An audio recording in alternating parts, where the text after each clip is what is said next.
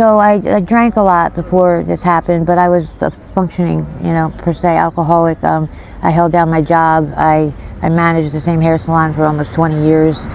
Took care of my son, made sure all his needs were met. Could I have been better? Absolutely. I definitely had a drinking problem, but didn't realize just how bad it was. But then when this happened with my arm, I got sent home from the hospital on Oxycontins and Xanax, and I continued to drink, feeling sorry for myself, and that's when shit got really out of control, and eventually it led to heroin because I couldn't afford my habit anymore. So that's kind of how that happened. And that happened, like I said, I guess it was closer to 7 years ago, and I struggled with heroin addiction for about a year, and then I got clean, and I had almost 6 years clean. So I might have the time frame a little bit off, but I relapsed about a year ago now.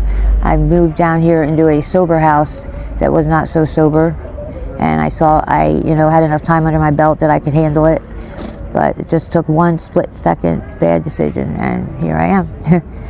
And it's very hard to stop. It's very different than it was 6-7 years ago. I ended up in the hospital trying to stop. I went to rehab a couple months ago and had to get rushed to the emergency room. I woke up in the hospital. I was hallucinating. They couldn't get my heart rate down. This shit's dangerous. It's scary. And but slowly but surely, my roommate's still getting high, and I started using again, and now I'm off of my medication and back to square one again. And tried to stop on my own at home for 24 hours and thought I was going to die. I thought my heart was going to completely pound out of my chest. So it's scary, and I know so many people want to stop. We don't want to be doing this, but now it's a whole nother thing because people weren't dying from withdrawal, and now they are. So, so here I am struggling, but, I'm sorry that happened to you, love. And by the way, beautiful hair. I can see why you a hairstylist. Oh, it looks like the great pumpkin. you Thank have you. talent, and can help a lot of people out here. Do you do hair out here sometimes? Sometimes. I was when I was living out here. Actually, I'm supposed to do a girl's nails today. I do my nails with my own too. I did little Frankensteins. But I do hair on the side, yes. I do a lot of barbering on the side. So we can definitely connect with you and help some of our sisters. Yeah. Yes and no. I have a place that I do stay. It's not ideal. I stay with my best friend Steve. Get the best lighting on you. Let me see. I stay with my best friend Steve and his mom, and she has stage 4 cancer. She's dying, and he's really struggling also with his addiction. And they're probably going to be moving soon. And we enable each other.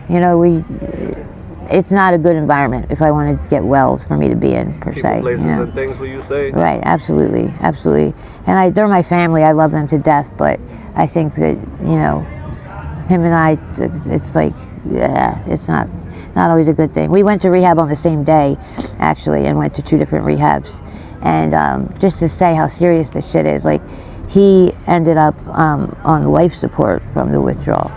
He has diabetes. A little bit, love. There's dark over there. The sun on you. Okay, yeah, continue. He has diabetes, and the withdrawal for him turned to he ended up on life support for about a week and a half. His sugar was dropping crazy low, and his heart rate was super high. And we do the same stamps, and it almost killed him. We thought he wasn't going to make it. So it's scary. Do you smoke or shoot? I smoke. I'm scared to death to shoot. I used to shoot, but when I went back on, when I relapsed, I'd see these wounds on people's bodies that they're shooting up in, and it's crazy to me. I mean, I get it, but I don't want to end up dealing with that on top of everything else. You know what I mean? When you see that, how does that make you feel when you see people shooting up in open wounds, when you see missing limbs? It makes me sick and sad. Very sad for them because. I mean, that's how bad this little blue bag is. It fucks you up, but it's a whole nother level, you know what I mean? So I don't know, it's gross to see. I mean, I see people with flies in their wounds. Do you know what's in it? Do you know what's in the drugs that you're using? Do you test your drugs? I test what I can, but there's so much other shit in there that, you know, like my doctor was telling me that they're putting heart medication, and that's why people are having heart attacks. Now it has rhinotrank in it. And I heard Damon. You heard of Damon? No. There's a stem called Damon, and it's another type of trank, and that's meant for whales and sharks. Oh my gosh. Yeah, I know lately, just the past few weeks, when I first take a hit, my head will pound, and it goes away after about a minute. But I mean, the one day it pounded so bad that I thought I was having a brain aneurysm, and it's something new they're cutting it with, and it's sad, right? It's sad, and it's sad that I'm still doing this shit. Why do you keep doing it? It's you know, to numb things away, to not feel. I have a lot going on, and I've been through a lot, and it's hard. I just need to get my shit together, and I know that, and I know I can do it, but it's just life gets in the way, like even with my living situation. It's depressing, you know, it's just hard to be there. And can you cope another way? Can you find another way to cope with your problems besides using drugs? I definitely can, but you know, a lot of them are expensive. But no, I do. I'm very into art. Like I make jewelry. Like I make bracelets, and I make shirts too. I distress shirts. Like I chop them all up, and a lot of people are interested in buying them. So that's, you know, something I love to do. Just love to work with my hands and stuff. So. That's great. Yeah. So as long as I keep busy, you know, then I'm good. Music too. I love music. What's your hustle to make money out here? Oh, it switches up, but like, you know, food stamps, which is everybody's, because I don't trick, you know, and I don't judge. There's times I wish that I could do it, but I just can't. And I sell stuff back home in Levittown, and you know, I'll bring back meth, just stuff like that. I have a lady that buys Suboxones from me. I get them for $2 a piece. She pays $10 a piece, you know, just whatever I can do. It's a struggle though. Right. And I was working Instacart, but now my car took a shit, so that like money just stopped. So that's making it very difficult. Don't that stuff They don't test you. Sometimes I do meth as well. So if I need to be up, then I'll do meth and just a little bit of dope. What other drugs do you use besides those two? I mean, if somebody offers me hard, I'll smoke it, but I try not to do that too much because I can get hooked on anything. I'll smoke weed once in a while, wet once in a while, but those are my two main, like, everyday drugs. Yeah. About 2 months ago, I got raped out here. Jeez, I'm sorry that happened. Yeah. The person get caught?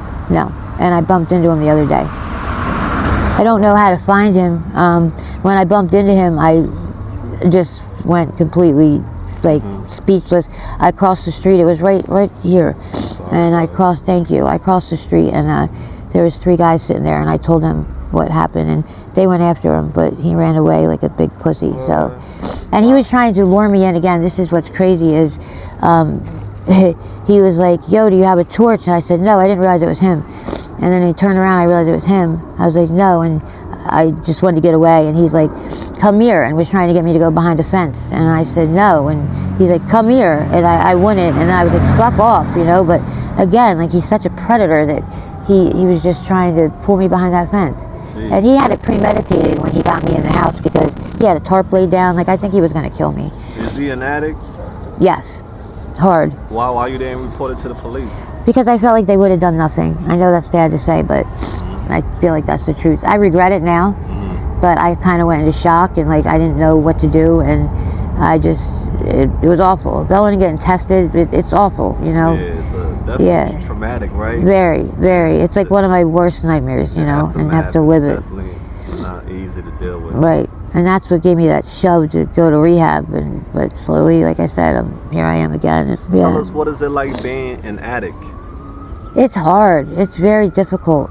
I mean, I've experienced a lot in life that people that aren't addicts don't. I've met some cool people. I think that addicts are cool people. Like, most of us just don't know what to do with our energy, or, you know, we've been through a lot and can help others, but it's difficult. Just sometimes I just want to be content, you know, living a normal 9 to 5, but that's just not me.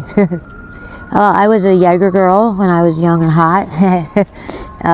That was a fun job. I sang in a cover band for 10 years. And just doing hair and makeup. I love doing makeup. That's my favorite thing. So, yeah. If you could change some things in Kensington, what would you change? I would change sometimes the way I see like the cops are treating people that are coming here to help us. I think it's horrible. That I would definitely change, and just the stealing. Like, we're all struggling with the same addiction, and instead of helping each other out, like, people are stealing from others really badly. But then you also see like love in this community too. Like, it's something that other people just look at Kensington and they think it's just this gross, horrible place, and there really is a lot of caring people here too. So I see it from both ends, but yeah, that's what I would change, definitely. Just that there's more to me than being an addict. I have a lot of love, and I care about other people, and I just want to see other people do well, and I don't know, that there's more to me than just having a drug addiction. So right. What advice would you give to those who are in recovery? Just to push through it. It's hard in the beginning, but the more time you get under your belt, the better. But it's hard. You just got to push through, and just stay away from people, places, things. I know it sounds stupid, but it's the truth. It really is. It makes a big difference. So, and do things that you love, that you don't do anymore. Because we start to not do the things we love, and that's what sends us sometimes down a bad path. What advice would you give to the teenagers about drugs? Oh geez, stay away. Yeah, I don't. It's so different now, but I mean, just look at what it's putting us through. It's not fun. You don't want to walk around with wounds all over your body, and it's really not fun. So, and even pot now, which used to be so harmless, is being laced with God knows what. So it's just, if you don't have a medical card, stay away from that too. But gotcha. Yeah. All right, dear. What do you got planned for the rest of your day? I need to go home. So I need to figure out how the hell I'm getting home, because I got robbed once again. So I got to come up with money to get home, and then just go home and relax. Because I've been out here almost all week. I've only been home once, so I'm exhausted. I'm beat down. I don't know how people do it for years. It's. Yeah. If people want to help you, what help do you need? I need help just financially. Like, we're finding a job, and like housing. Housing's hard.